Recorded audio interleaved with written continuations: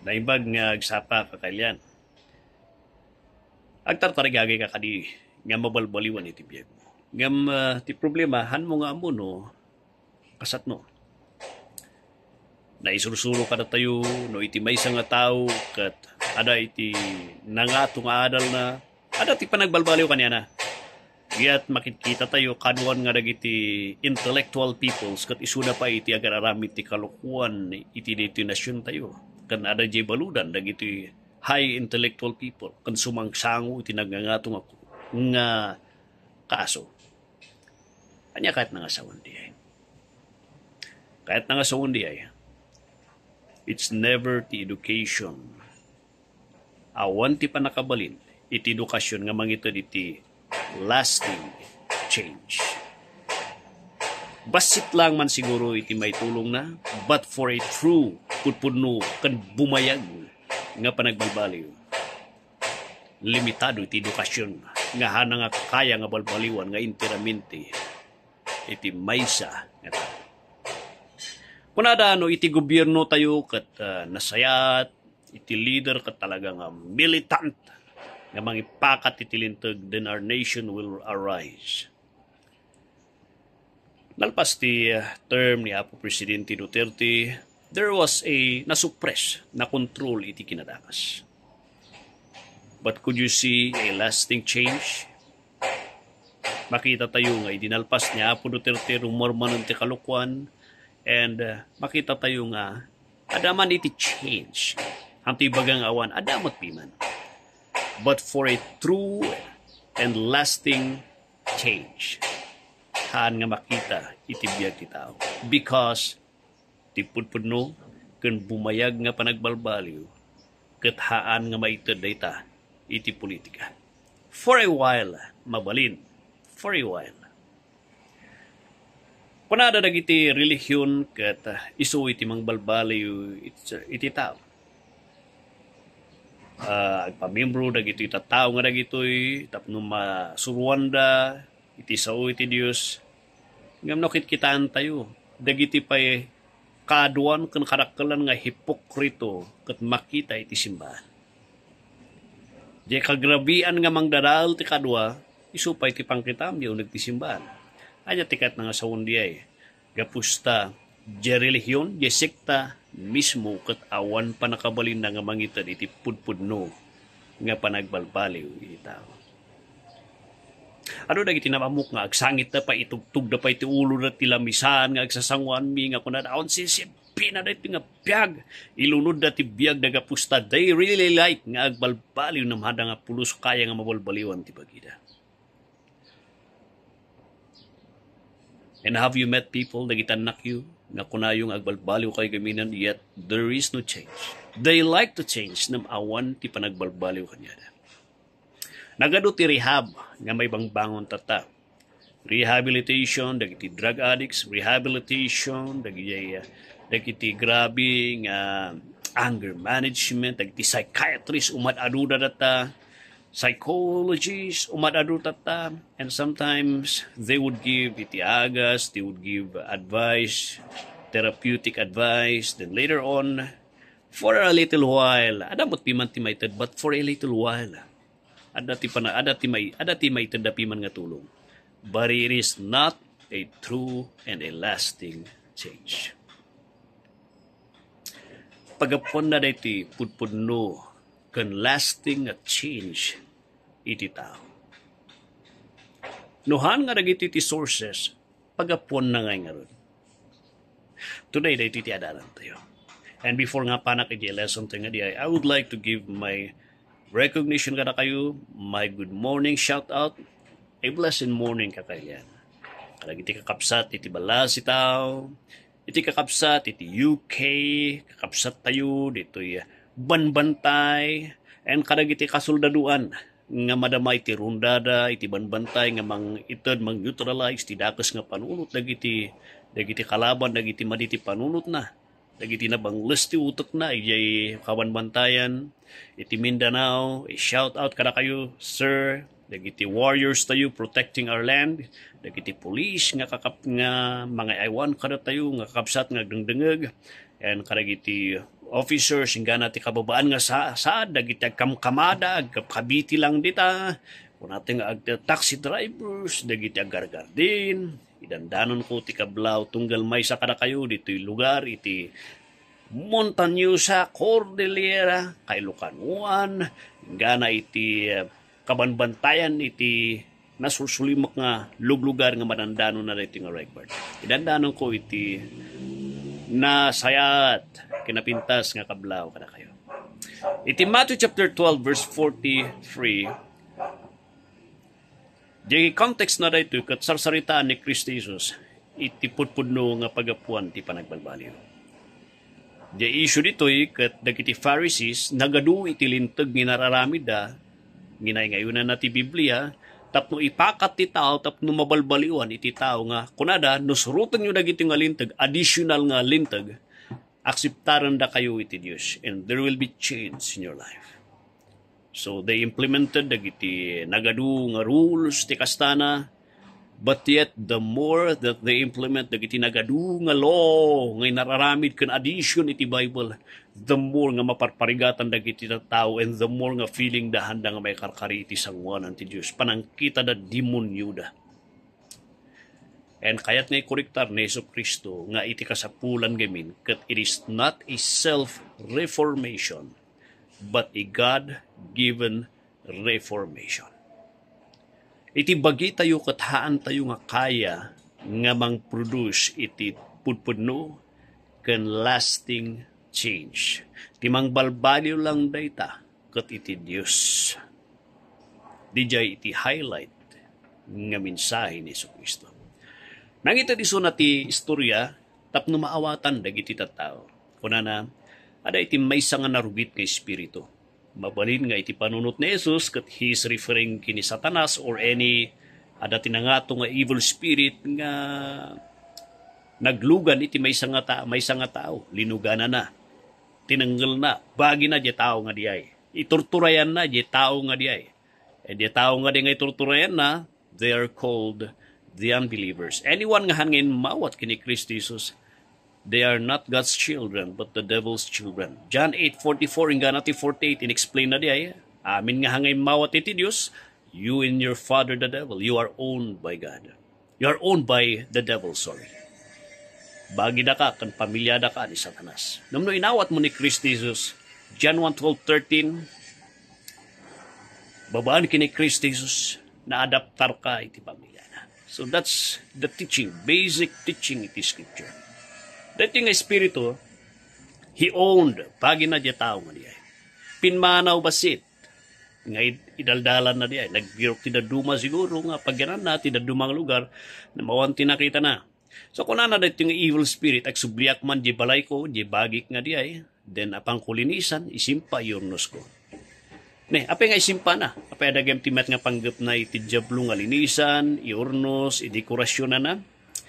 The point ni Jesus kat he is referring to additional laws. Day sagad nga diay, sagadak ti biyag na babaan iti napintas nga aramida, sagadak iti biyag na babaan iti the law, additional law, iti scripture, sagadak ti biyag na babaan iti relihiyon, babaan iti edukasyon, babaan iti politics, babaan iti outward nga panangbalbaliw, dagiti rehab. That is referring di panang urnus pang nang decorate. So it is a man-made, demonic-made reformation. Panagbalbaliw nga nagtaod. Iti diablo kunti panakabalin lang iti tao. So napanagsubli isuna, namti worst, nangala isuna iti daduma nga kakadwana. Tapno mangi urnus di balay. Implementar da stricto nga law nga they need to follow the law, they need to follow the Ten Commandments, they need to follow iti napintas nga biyag. So self-reformation by following laws, additional laws from the Bible. Tati konteksto na dito kat the Pharisees.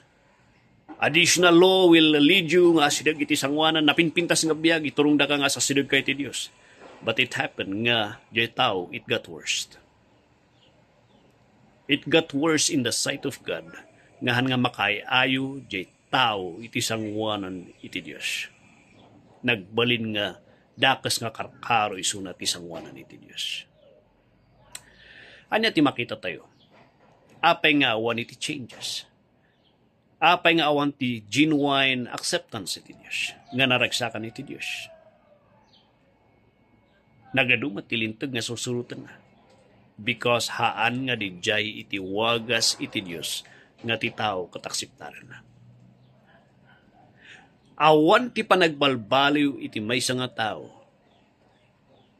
Uray pinagadu ti isurum ka ni advice mo kanya na no awan ni Apo Diyos nga mismo iti biyag na.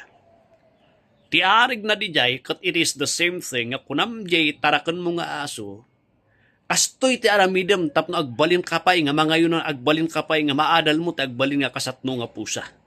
Kung kasatno agbalin nga kabalyo. Uray no kasatno ti advice mo aso lat tarayta. Pusa lat tarayta. Baboy lat tarayta. Kabalyo lat tarayta. And it will never change. The same thing iti tao nga napiktaran iti basol. We need a lasting change and that only happens no mismo nga ni Apo Dios kat adan kada tayo and that new nature baru nga biyag nga nagtao iti Dios, that eternal life no adda kanyam diay, then it will produce iti lasting true change gapustada iti Dios kanyam.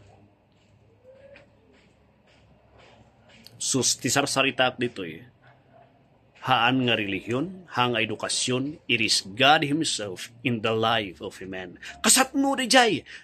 That happens. Iti proseso iti regeneration. Iti panakayanak manan. Nga iti maysa nga tao, babaan iti Santo Espiritu. May danon ti minsay iti Banghilyo kanya na. Tignayan na ti puso kon panunot ti tao. Betakan na iti nalastog kanatangkan nga panagpuspuso na nga panangayayat na iti baso. Kat iturong na ti maysa nga tao kanya Isu Kristo. Nga iti maysa nga tao. Nga ti tao kat ti panununtalang kat agbasol. Ada iti biyag na. May kanisuna iti biyag nga agrespan matanan. Dagiti banag ti Diyos. May kanisuna iti biyag nga agrespan matanan nga agbabawi ni suna. Kanagsabmitar. Iti naramin ni Kristi Jesus di Cruz. And malpas di jay, iti biyag ti Diyos, maawat na. Kalpasan nga inawat na ni Kristi Jesus nga manubot kan mga isalakan na. That is the regeneration. Unless nga iti biyag ti animal nga pusa kat maitid mo ti aso, numabalam agbiag deta nga aso nga kasla pusa. Unless nga iti maysa nga biyag ti aso kat maitid mo, may pasam, iti biyag, iti maysa nga baboy. Mabalan ng agbiag nga aso di baboy. Kastamat ti tao nga unless nga maitid iti biyag iti Diyos di may isang nga tao, mabalan ng agbiag para iti Diyos nga nabalbaliwan nga biyag. Gapusta ti panagbiag na kathanga di panagsurot ti lintag panagsurot di ay ti panagbiag na ti panagpagapuan ti panagbalbaliw ti biyag na kat nagtaod. Mismo ti uneg iti puso na nga ni Apo Diyos katada kat isuna ti mangita trabaho di jay iti biyag ti maysa nga nagbabawi nga inmawat kini Kristi Jesus. Kaniti Santo Espiritu katada kanya na. Nga Santo Espiritu holy, it is a holy spirit. It is a clean spirit. Nga nangat-ngato no anyaman nga demonyo dita nga mangitad kada tayo iti kabalan nga agbiag para iti Diyos. That is where a true and a lasting change comes from. Nunalakam ti tao ti biyag nagnanayon by the regeneration. And when he has God, when he has ni Jesu Kristo, and when the Spirit of God dwells in him, that is only the time when a man will be changed. Uray isarak muray ta iti nagtisimbahan. No awan ni Apo nga awatan na, awan ti regeneration, agtrabaho ti Diyos, nga mangtignay ti puso kon panunot na, he will just be there, the church. May ngayon iso na nga membro, but another hypocrite will be in the church. Gapusta, awan ti pudpudno nga panagbalbaliw nga nagtaod lang kini Apo Diyos, kini Yesu Kristo, kaniti presensya ti Santo Espiritu. And that presence is only given by regeneration. So nga kuna tayo Apo Diyos, ti anak-nak manan. Kahit na nga sawan, kanak ti biyag nga na espiritualan. Apo Diyos, ikanak ti biyag nga nabalbaliwan. Biyag nga nangat-ngato no iti biyag ko. Biyag nga nasantuan. Apo Diyos, umay kay ti biyag ko. Tay turayam da iti bagi nga da ito'y. Santo Espiritu, tungulom da ito'y. Nagbiyagak nga nabalbaliwan para ito Diyos. That is the mensahe na da ito'y Matthew 12:43 to 45. Where this real change comes from. It does not come from self-reformation. It comes from God's reformation. And God's reformation is, it is Him who gives life. Ti maysa nga managbasol. Di Santo Espiritu ti mangtengel kanya na, mangkonbiktar, ingana He will profess Jesus in His life. Ni Apo Diyos ada kanya na, ito na iti eternal life. Kalpasan nga ito na iti eternal life. Ada iti life iti Diyos, iti taon, di biyag di tao. Ada pa'y ni Apo Diyos, ada pa'y ni Yesu Kristo, ada pa'y iti presensya, iti Santo Espiritu. That will enable, amen, mangitod galad ti tao nga inmawat, nga mabaalan ng agbyag nga nabalbaliwan. And that is what true, lasting change comes from. It comes from a God reformation na wagas. Not self-reformation. For a while, mabalam, the self-reformation, but in a long run, agsubli ka di pitak. Talimitado iti lasagit. Haan nga intiraminti nga kaya nga baliwan. Iti may sang tao. So ano, kitaan nyo dagiti testimonya, dagiti disciples, dagiti apostol, the Apostol Pablo, the Matthew, they are the worst sinners in their own time. But what happened nga nga dati nagbalbaliw? Because God hath brought kanyada intad tiapo iti pudpudno nga reformation which comes from His life, which comes by His presence, which comes by Jesus, which comes babaan iti Santo Espiritu in the process called regeneration. Iso nga, Lord, no makita mo ang panagbalbali mo, kat makita mo, kung mga amom ti Diyos, baka hangkapay nga na yan. Lord, I could not see your life. I could not see the presence, iti repentance, conversion. I could not see the presence, Apo Diyos, iti diferensyana, iti nabalbaliwan nga panagbiag ko, iti presensya ti Santo Espiritu ti biag ko. Lord, I know. Hanak pa nga na isalakan. Lord, iyanak-nak manan. Give me that life that comes from you. God bless you. Ni Apo Diyos ti mang bendisyon kanyam. E no makita mo nga tigtignayan na kay ti Diyos. Nga naawatam da iti nga minsay. Awatam ko man ni Hesus Kristo. Nga agturay ti biyag mo. Nga manubot kan mangisalakan mo. And if you do that, then God's changed life. Kat maitad ka. God bless you, kakapsat. And a blessed morning, kakailan.